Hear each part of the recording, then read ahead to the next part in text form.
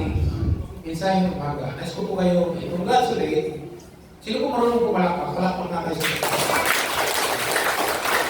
okay, dito po kasi sinali sa message, although kasama po yan sa gesture ng pagsamba, pero ang palakpak po kasi ay ginagamit po as an applause para sa Diyos o sa sino mang tao na ina-applause po natin through clapping. Ang pagpapalakpak po kasi ay para po sa pinatawag na pag-appreciate ng isang taong pagaling, binibigyan ng parangal, na-appreciate, lahat ng klase ng pagbibigay po ng ano ay pinapalakpak. Kaya sila sabi, plakpak naman natin, ang musay-musay natin, diba? Kaya yung po yung bahagi. So, kaya po tayo nung para sa church. So, yung mga hawak po yung mga Bible, ay mag-aaral po tayo ng gesture ngayon sa pagsamba. Hawak po yung mga Bible, pagkatiwala po namin sa Panginoon ng ating pinag-aaralan at ginagawa at pagtuturo. Ang Father, ngayong po umaga, pinapasalamat po namin sa iyo ang araw na ito. Kung saan ito yung araw na kami po ay mag-learning, mag-aaral, upang kami po ay maalam namin ang aming ginagawa, lalo na po sa pagsamba.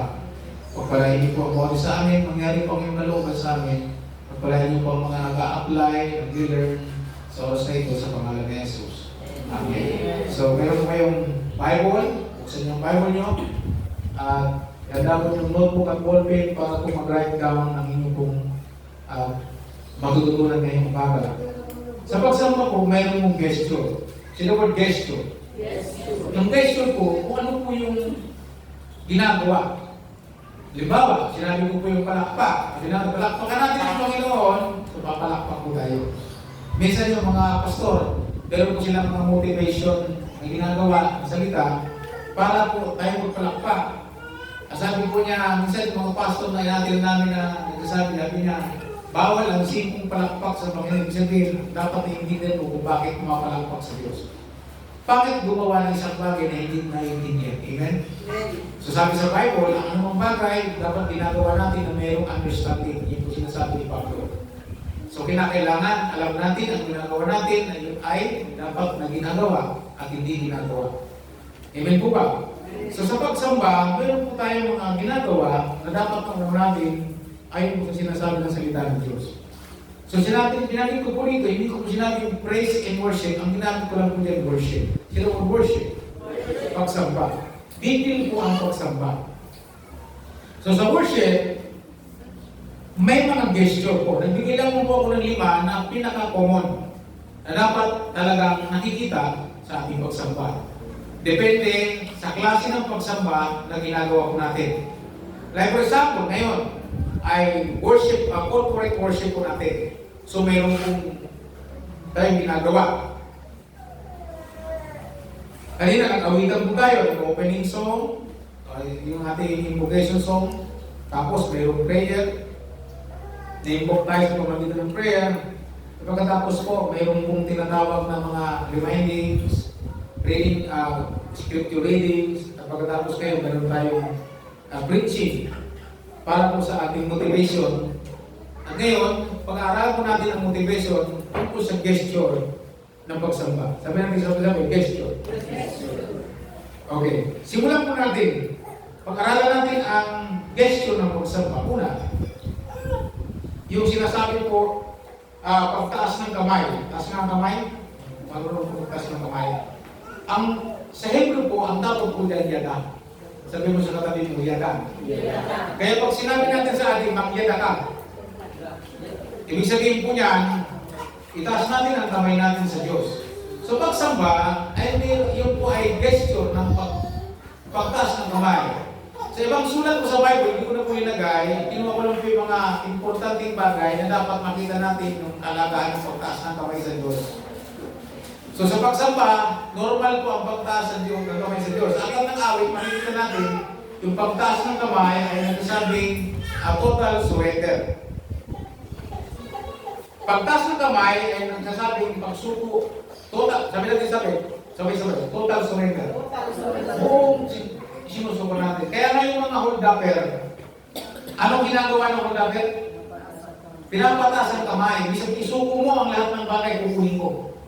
Halimbawa, kung sinabi na, kailangan ng bag mo, kailangan ng pera mo, lahat ilabas mo.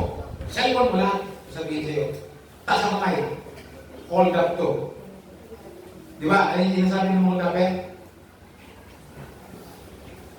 Amen po ba? Okay. So makikita po ninyo, napakalaga ng ibig sabihin po ng pagtaas ng kamay at total surrender sa aklat ng awit. Pero meron pong mas malalim.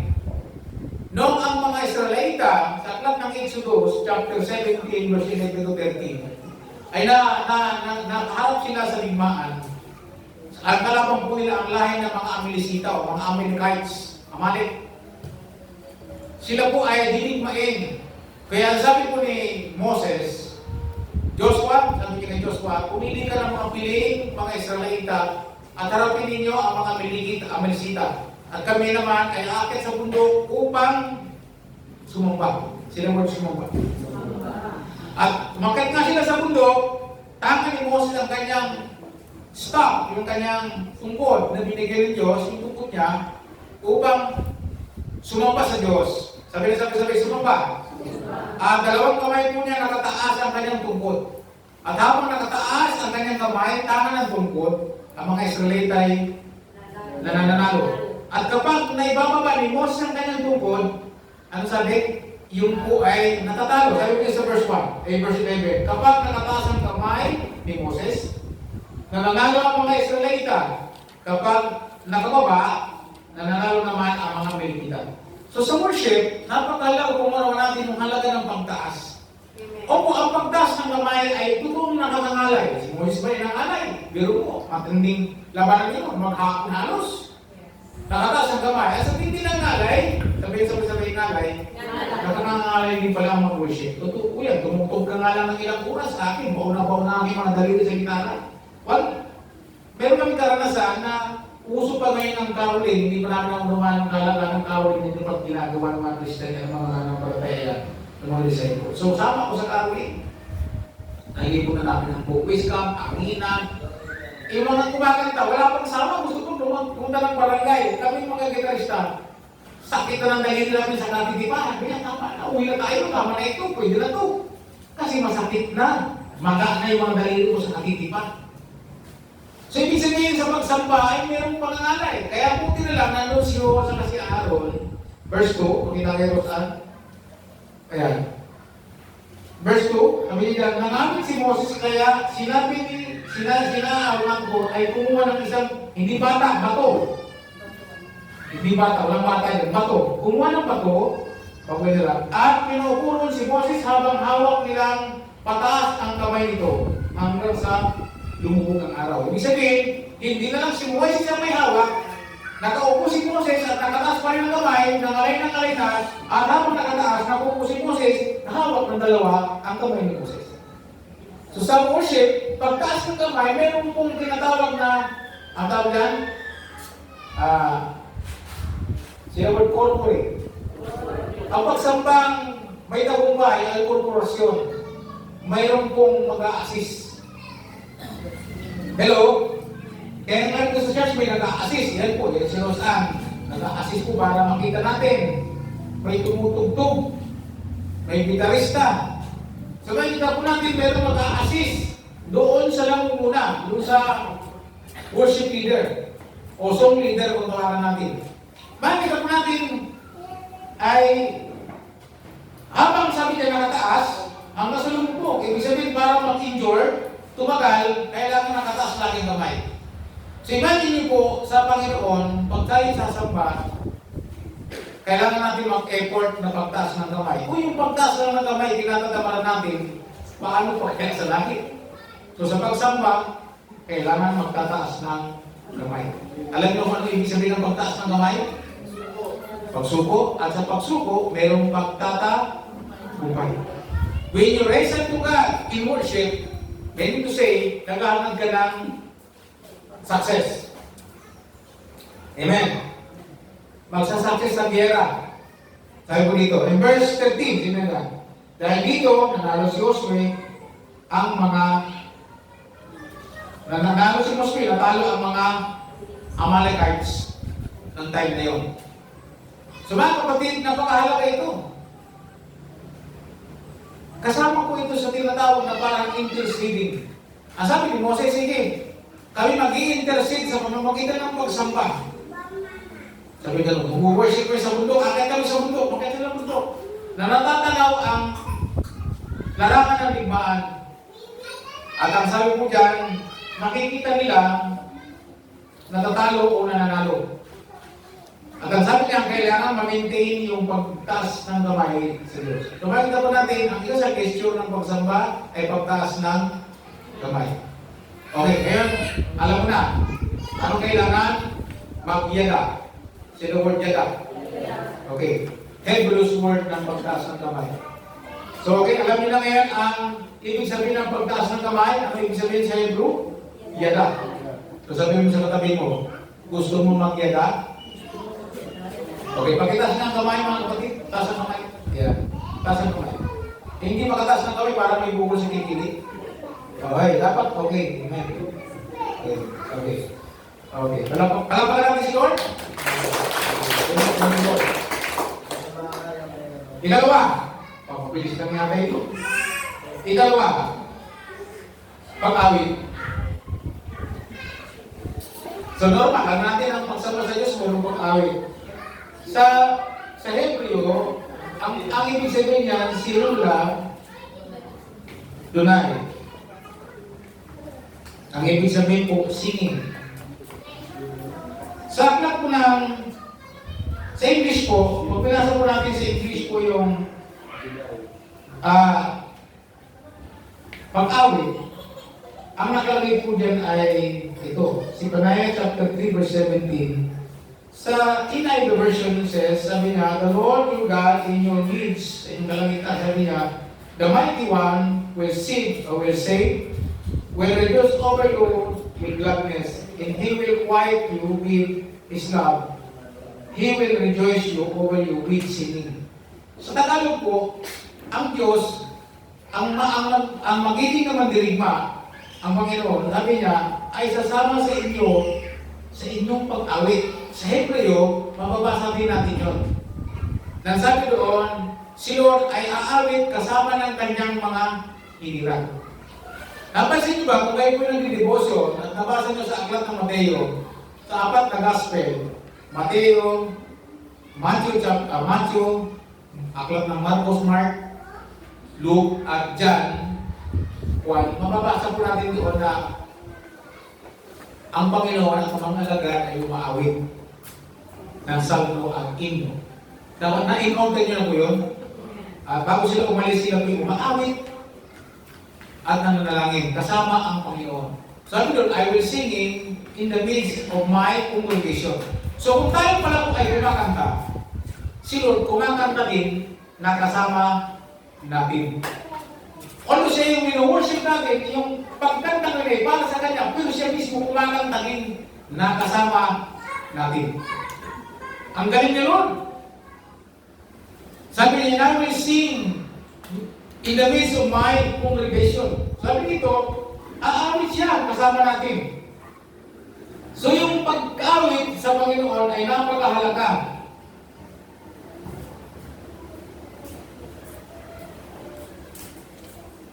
Tayo binigyan ni Lord ng boses. Kailangan ito ay gamitin natin sa pag-awit. Kahit parang binibiyak na kawayan ng iyong boses. Masaya si Lord sa iyong awit. Kahit 120 ang iyong boses. Kahit ang kanta papuntang Amerika, ikaw papuntang Saudi Arabia, ang gitara ay papuntang Amerika, pero boses mo papuntang Pilipinas. Alam niyo na ibig sabihin, ikaw ay sento nado. Pero pag umawit ka sa Panginoon, the Lord will appreciate your singing. Okay? So kaya dito sa atin sa church, wala akong pakialaman. Kung sintonado man, sabi mo sa kakit, wala akong kung sintonado ako. Amen? Sapagkat masaya si Lord sa aking pag-awit. Minsan galit tayo, meron ako minsan sa akin na pag may nag-videoke, ang ganda ng tugtog. Tapos bilang kumanta papuntang ibang lugar, sabi ko, hoy! Sigaw ako. Pero hindi naman Hindi ko naman binubuli. Ibig sabihin, kung sa Diyos, di natin pwede pakialaman. Kaya mahalaga po dito sa church, pagka tayo ay magpapatayo ng pagsampa, maawit, i-train natin ang boses. Si Marlene, na-train lang ito eh. 2 years ako lang yan. Ibig sabihin natin, train pala. Sabi sa katabi ko, natin train pala. Kahit hindi magandang boses mo, kahit hintulado ka, itatama mo yan. Ang importante, alam natin, ang isa sa gesture ng pagsamba ay pag-awit sa Diyos. Amen. Whether or rock, or istura, or ang tawag natin dyan, dito sa mundo, may mga tawag-tawag po dyan. Pero sa Bible po kasi nakalagay, joyful song, salmo, at hymno. Ibig sabihin, malumanay. Ilang po yan? Wala. Maganda nga yun ang kaloob ng Lord. Lahat ng kanta, lahat ng estilo ng pag-awit, kaloob ng Lord, siya may gawa niya. Kaya, parang malaan luwi ang style niya, para kaloob din ng Panginoon yan.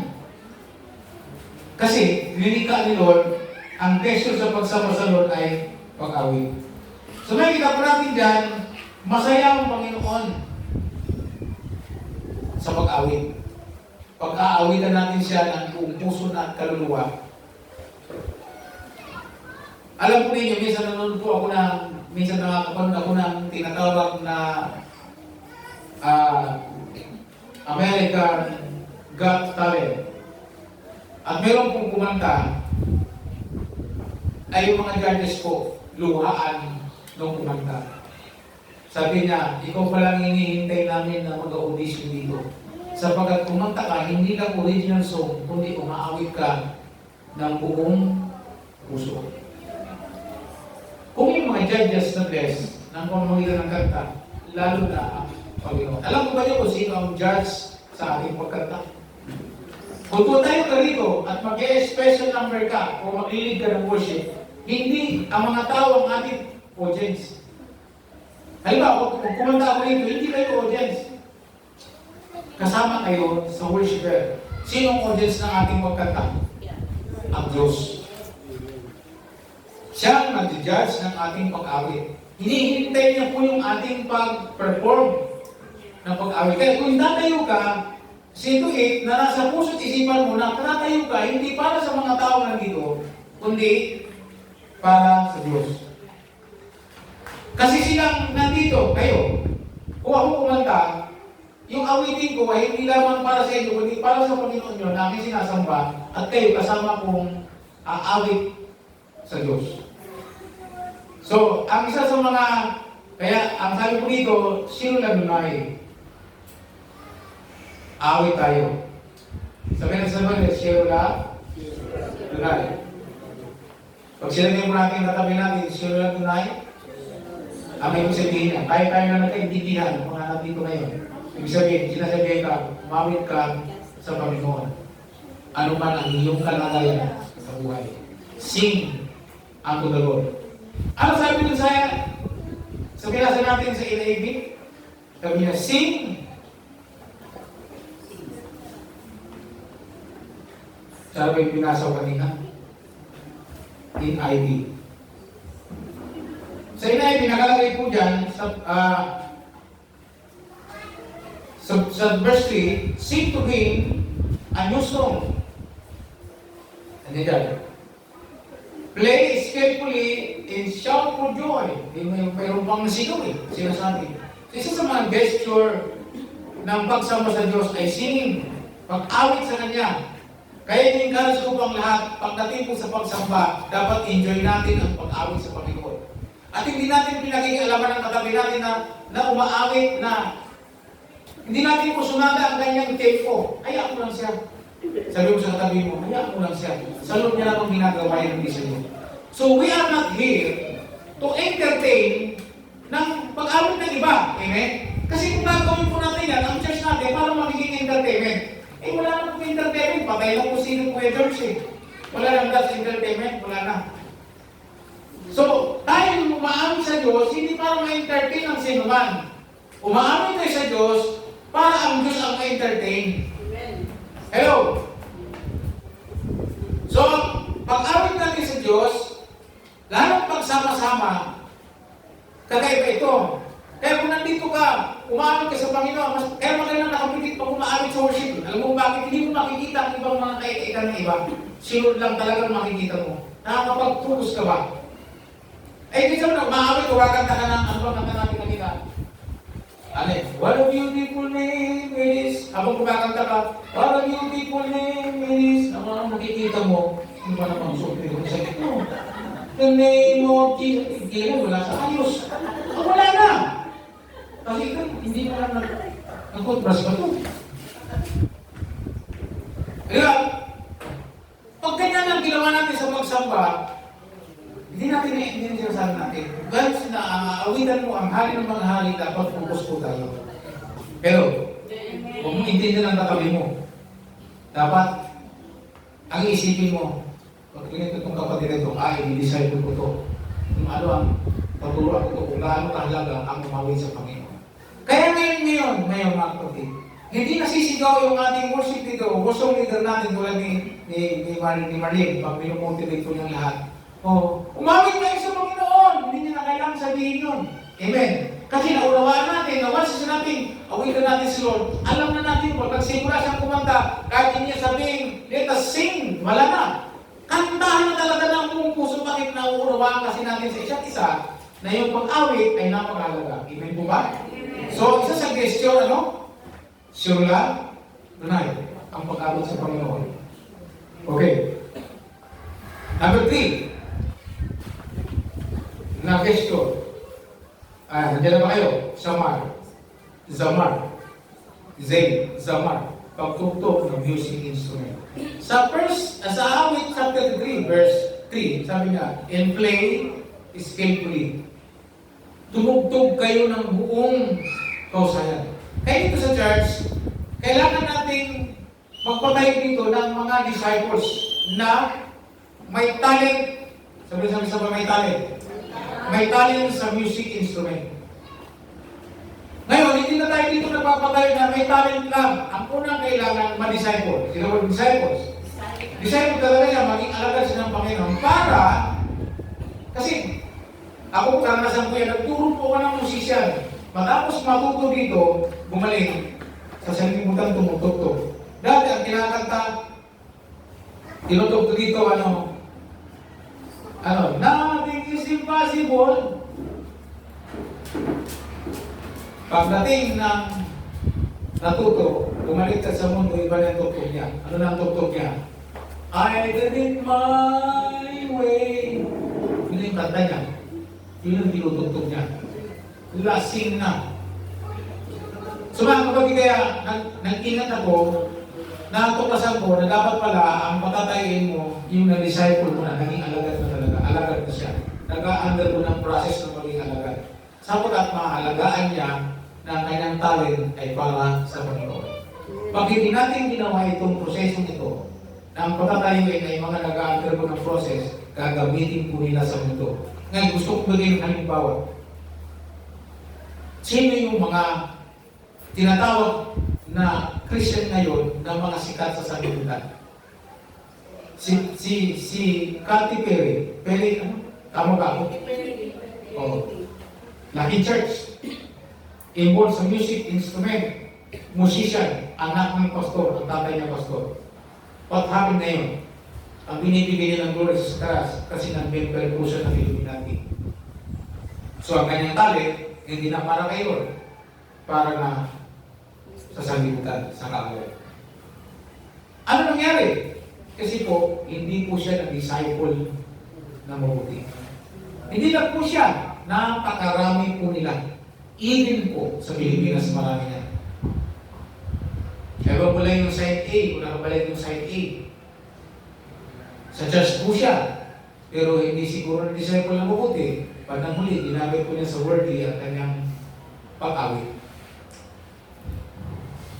Sabi dito, sing, sabi niya, sing to a new song and play skillfully.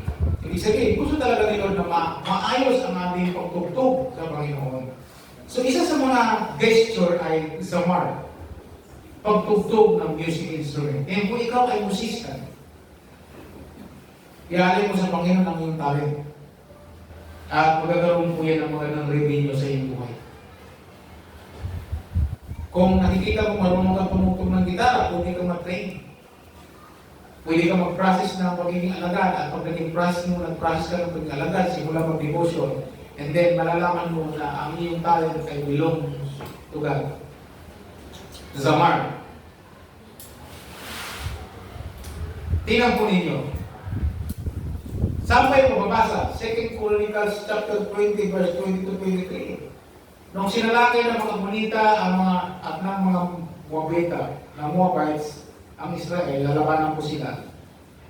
3 bansa po yung kaharap ng Israel. Kasama po ang Moab. Gusto ko pong malaman yung history. Kunting kasaysayan po na. Ang mga Amonita po at Moabita, anak po nilo. Diyan, mga anak po nilo ito, si Moab sa si Amon. Kaya ang tinatawag po sa bansang Amonita ay tinatawag na Ammonites, yung Moab ay Moabites, at yung Ido, mga anak po ni Esau, laki po ni Esau. So remember this, sinot po kamag-anak po ni Abraham. Si Esau po, kakambal po niya po. So ang mga Israelita, galing po kay Jacob na tinatawag pong Israel. So bandang huli, sa tagal ng panahon, itong mga to, naging kalaban po nila. Bandang huli. Pero mga kamag-anak po nila ito. So gusto silang durugin. So dahil po dyan, napilitan po bansang Israel na sila harapin. At ang sabi ng propeta, sabi niya, tumugtog na lang kayo at tumayo na lang kayo sa isang lugar at ako nang bahala. Kaya mapunta sila sa labanan, ang nasa unahan ang kanilang puwersa armada, ng kanilang enforces, ang kanilang mga puwersa ay hindi po kanyon, hindi po mortar na pinagugulong papunta sa limaan. Ang nasa unahan po ay mga musisyan at sila nagtutugtog, tambol, jockey, lahat na. At sila po nagpupuri sa papel papunta sa limaan. Kaya sabi ng 3 bansa, pambihira itong mga Israelita, lalaban ng alamang, musisyan pa. Siguro, nagtutugtugan sila ng farewell. Kung maubos mo silang mamatay, at least nakakanta-kanta lang. Hindi nila alam na ang pagtugtog ay gesture ng pagsamba. Makinig kayo mabuti. Once na tayo tumugtog sa pagsamba sa Panginoon, pinag-andar natin ang ating music, yung tunog ng gitara, yung tunog ng tambol na nasa ayos, yung tunog lahat. Para pagsamba sa Panginoon, ang Diyos ang kikilos. So, may sabihin, kung ikay mananamba ng Panginoon, may problema ka, worship lang ang katapat. Kaya dito, pagdating po niya sa digmaan, nagtugtog ka na. Paspas na ang tugtog ng mga Israelita. At habang sila tumutugtog at sumasamba, ang sabi doon, anong ginawa ng Diyos? Ginulo ng Diyos ang 3 bansa. Ano po sinabi ng sabi? Ginulo.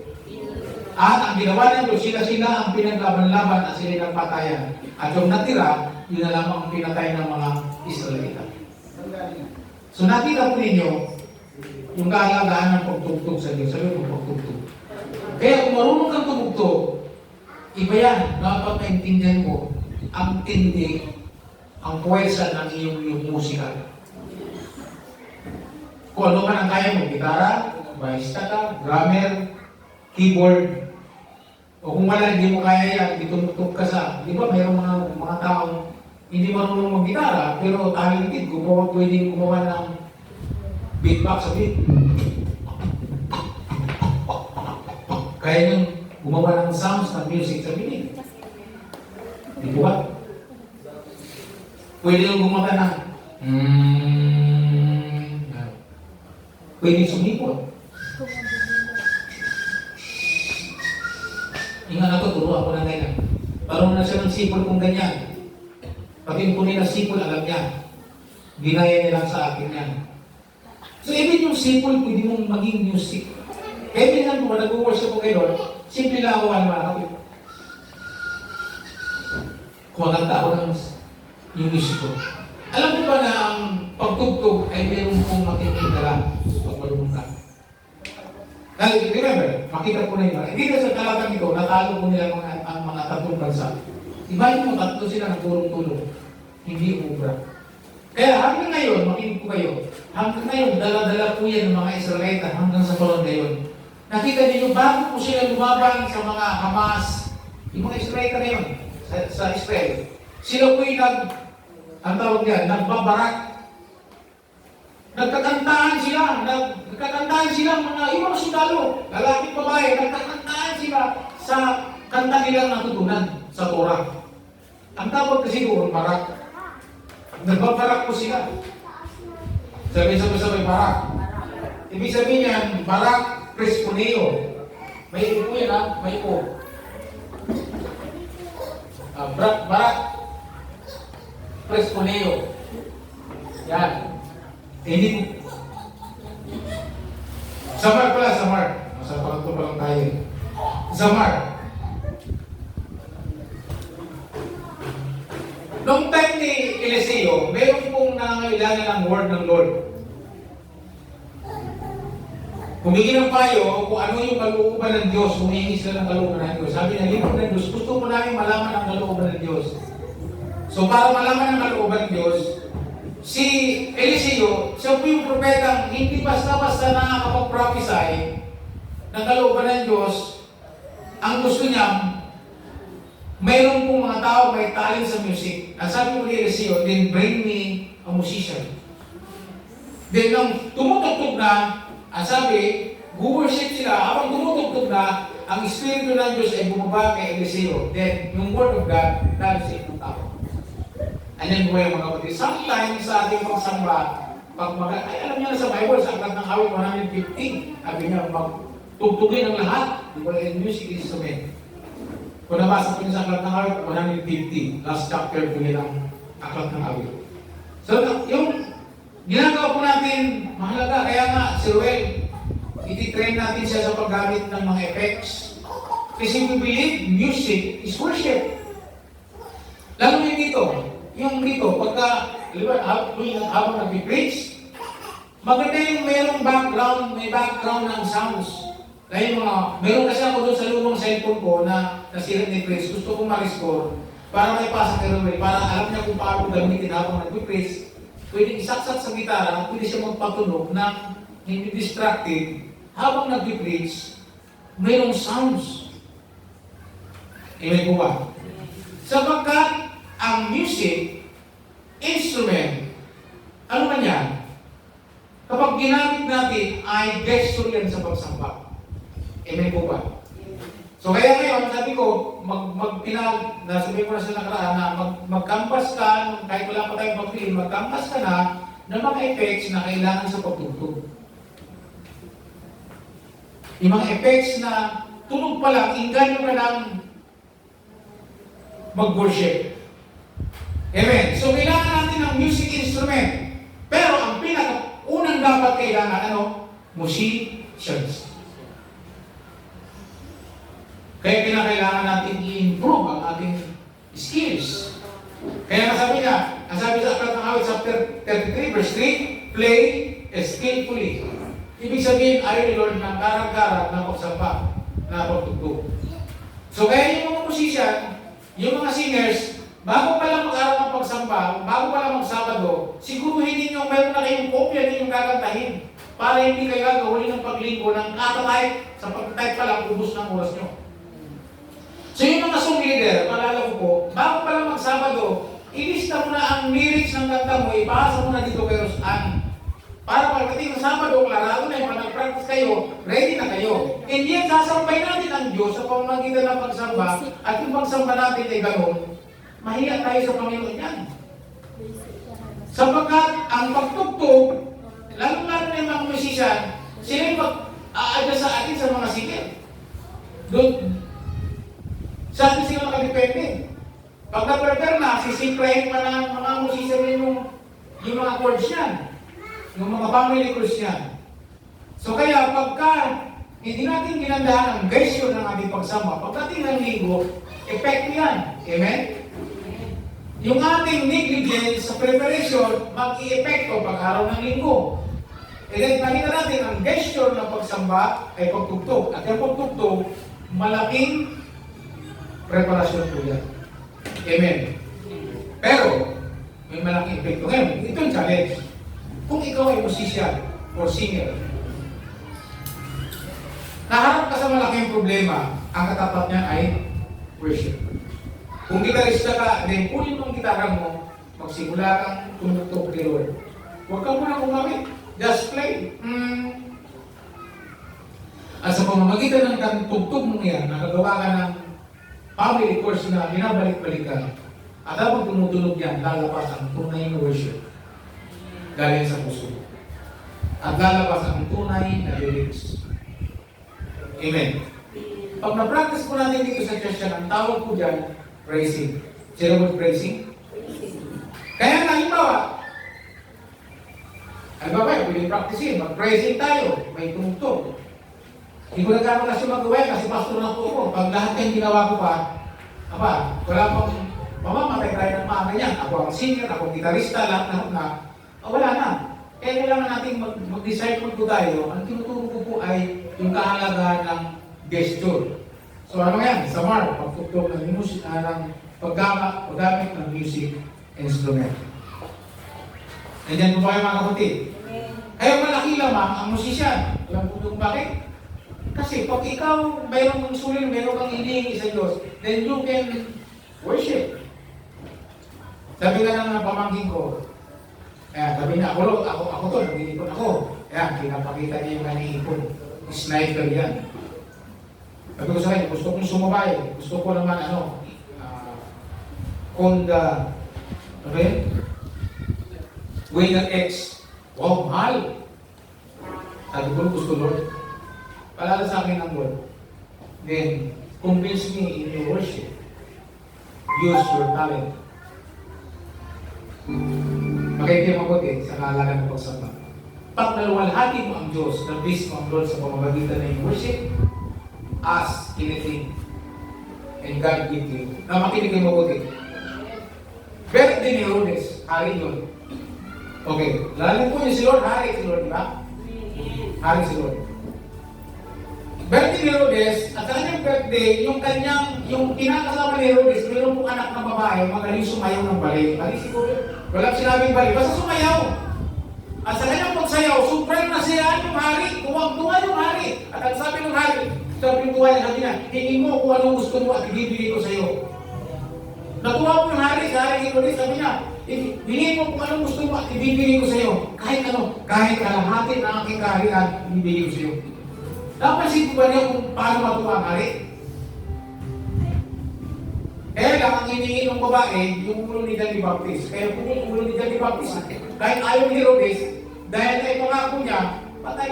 Pati yung propeta na damay. So, ang ibig ko sabihin ng point is this. When you sing, when you play, your instrument for God, sa pamamagitan ng pagtugtog at na-please mo ang Diyos sa iyong worship, then pray, ask. Puro ko niyong meditate at bibigay ng Panginoon. Hello? So kaya kung gusto niyo may mga problema, may meron tayong kailangan, then worship the Lord. Kaya yung asawa ko, kumakanta siya, may kaloob niya na kumanta ayaw niya lang ilabas. Ginagawa niya lang sa CR, sa kusina, pag kami na nakikinig. Kakanta yan. Hindi pinapabayaan ko lang. Dati sinisita ko lang ko, pakanta ka pa. Pero hindi, pinapabayaan ko lang kasi kailangan niya sa Panginoon. Kanina, may ginagawa sa kumakanta-kanta na naman. Pag tumawag po ako, minsan nakanta-kanta pa. Pinapabayaan ko lang kasi kilor niya ginagawa Kaya yung kumakanta kay Lord, tumutugtog kay Lord, huwag mong istormuhin. Huwag mong pakialaman. Huwag mo rin kutsain. Mamaya malalaman kung bakit hindi. Amen po ba? So kung may talent ka, huwag mong hayaan, talent lang yan. Gamitin mo kay Lord. May pakinabang yan. Malaking dadalhin sa'yo. Pag ginamit mo yung gesture ng pagsambang yan. Amen? Okay, palagpakan natin yung Panginoon. So number 4. Pangapat na gesture. Dalawa na lang ito. Yung tinatawag na pagluhod, yung barak preskuneo. Ang tawag ko sa Hebro, barak preskuneo. Ito naman po yung pagluhod na sumsum, nasayad ang muso sa lupa. Sa atin, mga disciple, hindi practice ko ito. Ako ang practice Muslim. Sila lang yung mga lumuluhod na nakasubsub ang nguso sa lupa para maghalik sa lupa. Ang tawag po dyan, pagluhod, yung po tinatawag na pagluhod. Pagpapakumbaba, preskuneo o barak preskuneo. Mababasa po natin sa buong aklat ng awit. Pinunil, si Marlene, pag nabibless siya, minsan lumuluhod na yan. Subsuban, naalala ko tuloy sa Rise of Philippines, yung anointing ng Panginoon, nakakita ko lahat ng tao talaga nakasubsub sa state. Deep down ng worship sa Panginoon. Alam niyo kung bakit? Tingnan niyo mabuti. Bakit ginagawa yan? Si Satan, gusto ni Satan yan. Nandiyan po ba kayo? Nakikinig kayo? Si Satanas gusto yan. Kung si Lord ay kanyang tinukso sa ilan habang si Lord ay fasting. Ang sabi niya, kung ikaw, sabi niya, ang lahat ng yan, everything sa mundo, ibibigay ko sa iyo. Ang sabi niya, kung luluhod ka at sasamba sa akin. Gusto ni Satanas ang worship at pinaluluhod ka pa ang Creator ang Panginoon. Kaya sabi ng Panginoon, sinilililig siya. Sabi niya, Satanas, lumayo ka sapagkat nasusulat, ang sasambahin, luluhin at sasambahin ay ang Panginoon Diyos ko lamang. So kaya iniwan po siya ni Satan.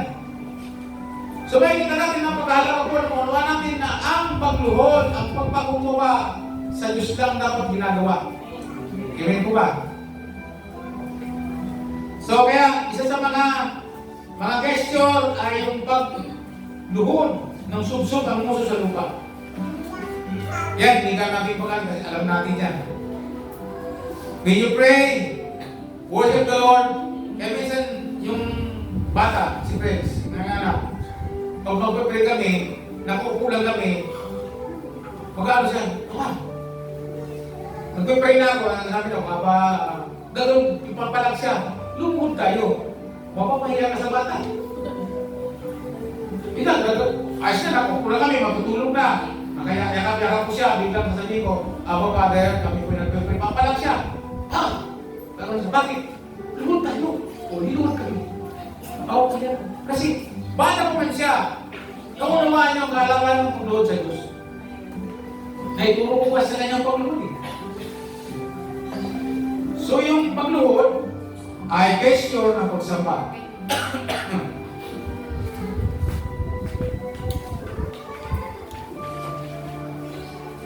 Number 5, last na tayo.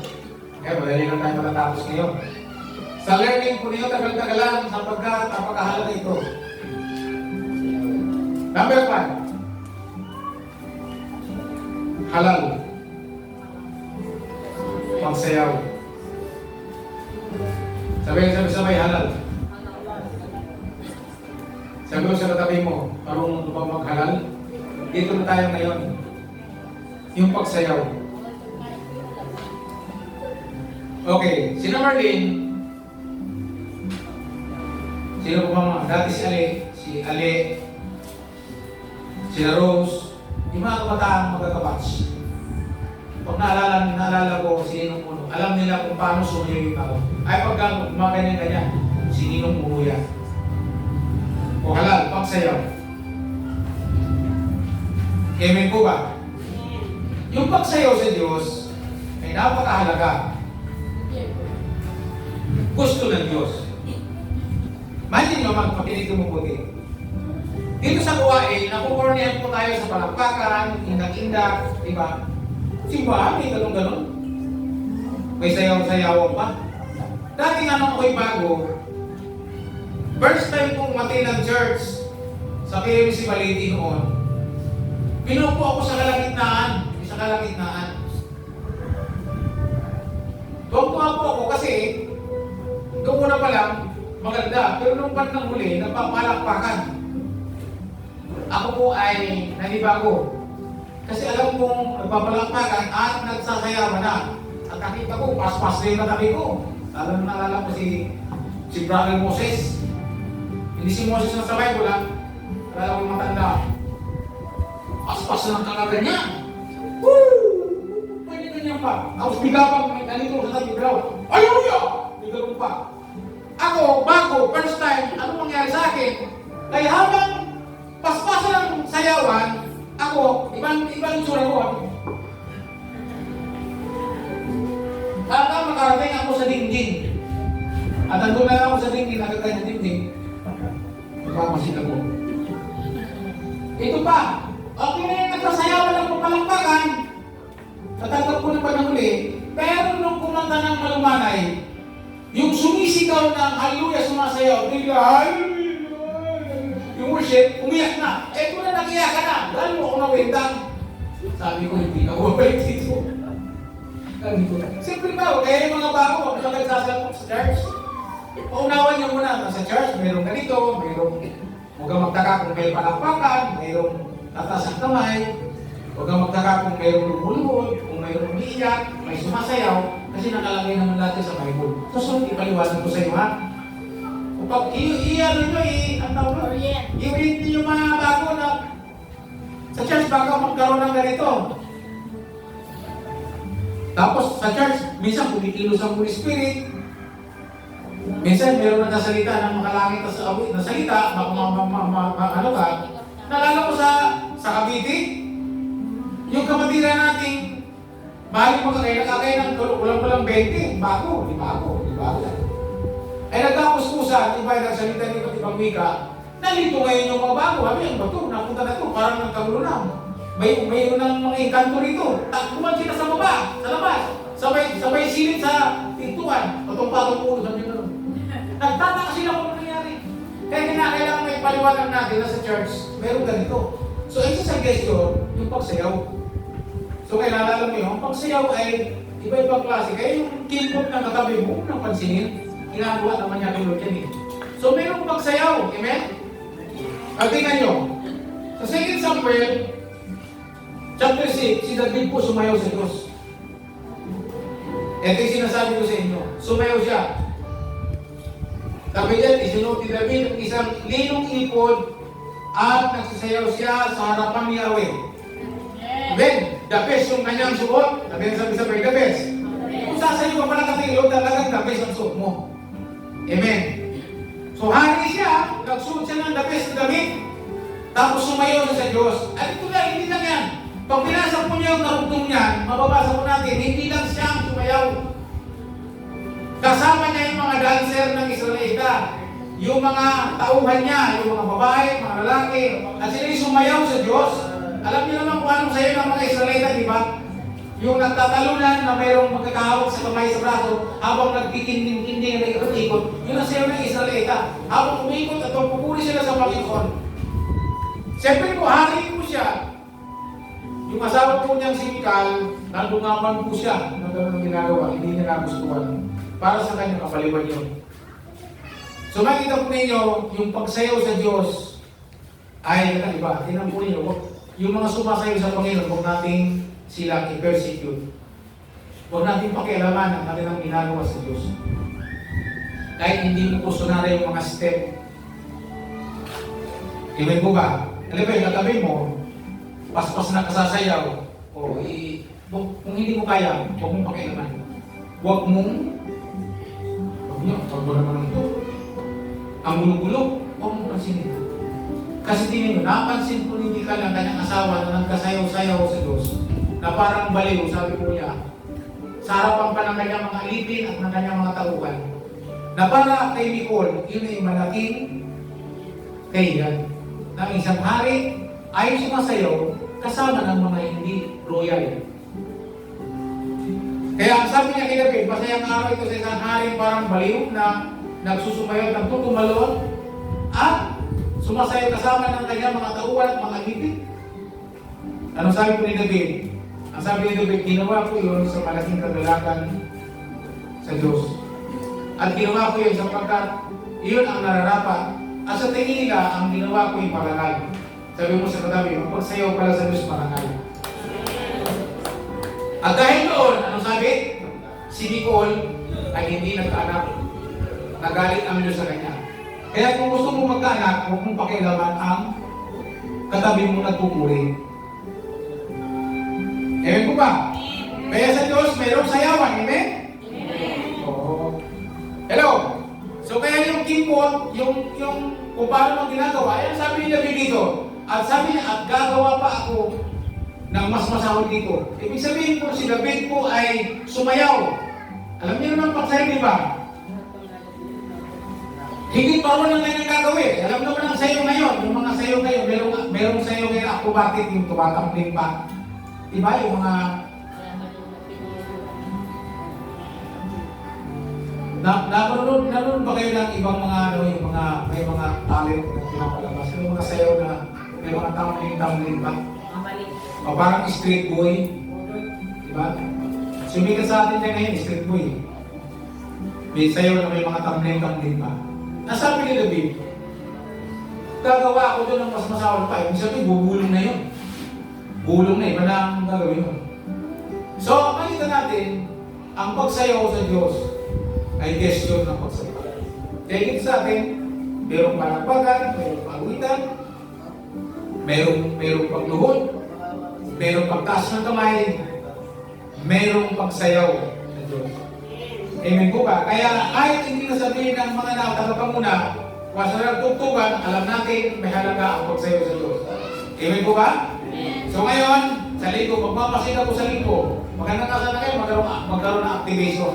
Kaya lang din natin gagawin niya yan. Sa linggo, pag-prepare ang mga musician, ang mga tagapanguna sa worship na mga kantang talagang nag-i-encourage sa sumayaw. Amen? Amen.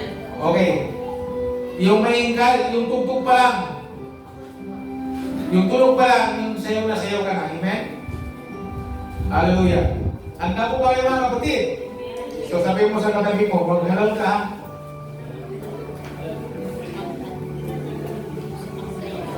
Sino sa inyo nag-special din sa linggo? Special number sayaw. Nalala ko tuloy yung pamangkin ko, bata pa lamang, madaling turuan ng sayaw.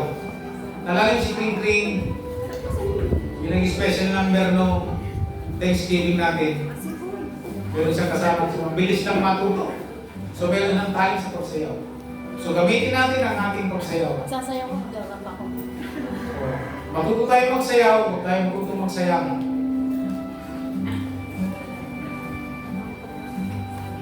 Sana ho, habang tayo tumatanda, lalo tayo, ito gusto kong alaman ko ninyo. Ang ibang mga nag-edad na, are you listening? Ang ibang mga nag-edad na, sabi niya, kayo naman ang magsayaw. Ibig sabihin, sila matanda na, hindi na sila sasayaw. Hindi po. Habang nagkakaedad tayo, lalo natin gawin ito para sa Panginoon. Kasi na-expect ni Lord na ang ating sayaw ay mananatili para sa Kanya. Kaya natutuwa ako doon sa mga mag-asawang mula nung sila maging mag-asawa hanggang sila mag-asawa, sweet pa rin sila sa isa't isa. Ganon din naman sa Panginoon. Kung ano yung talent, kung ano yung nagagawa natin para sa Panginoon, lalo natin i-improve hanggang sa wakas ng ating buhay.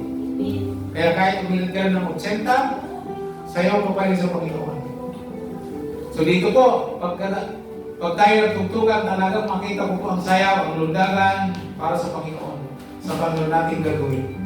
So, nakadepende sa mga tagapanguna, mag-prepare po tayo ng mga pyesa, mga gospel songs na sasabi na tayo dapat magtaas ng kamay, mga nagsasabi tayo dapat sumasayaw at umaawit sa Panginoon. Amen po ba?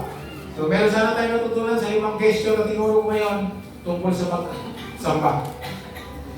So, sa pagsamba natin, alam na po natin ang ibig sabihin sa huli, yada, halal.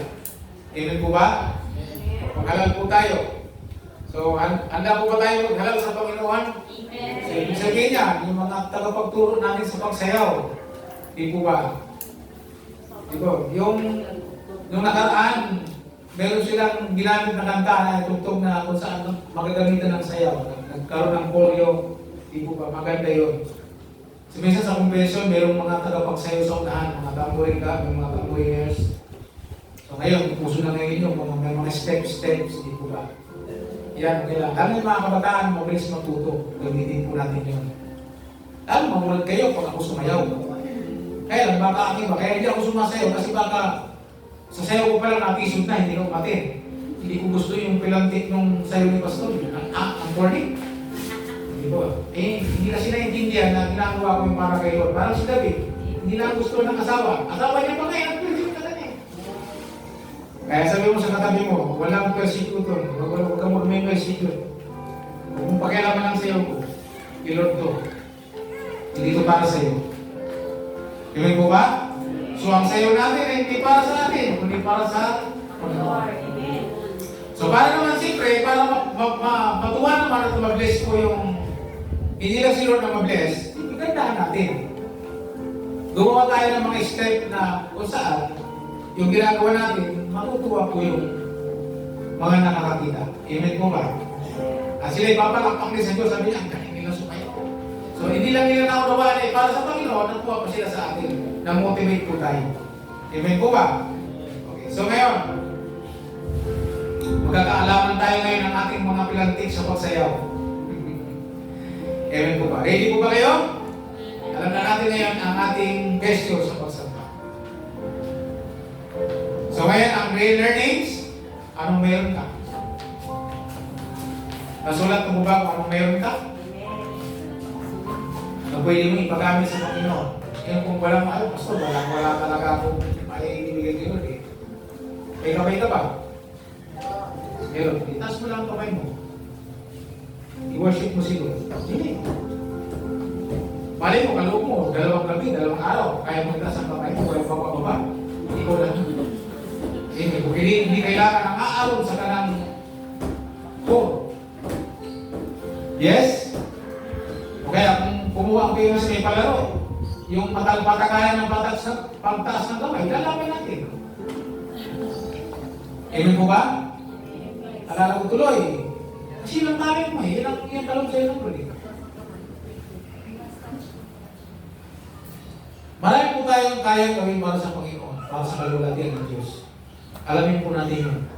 Sulat natin. Alamin natin kung ano-ano po yun. Kasi gesture yun. Gesture mo yan sa iyong worship pero ano ba ang mga kaya mo? Bigay mo tuloy. Amen? Wala po tayong tatanggihan dito. Ngayon kung may talent ka para dito sa music, then pag-disciple ka. At pagka-disciple ka, ready ka para sa music na yan, para magamit yung Lord para dyan. Okay, so ang improvement ng lahat ng gesture sa pagsampa ay personal. At bibigyan din Lord ng tamang pag-ayos dyan. So kaya po ngayon, pinag-pray po natin na ang ating pong praise worship team ay mag-iilip unti-unti. Dahil gesture po yun ang pagsampa. Meron tayo na ulawaan mga kapatid?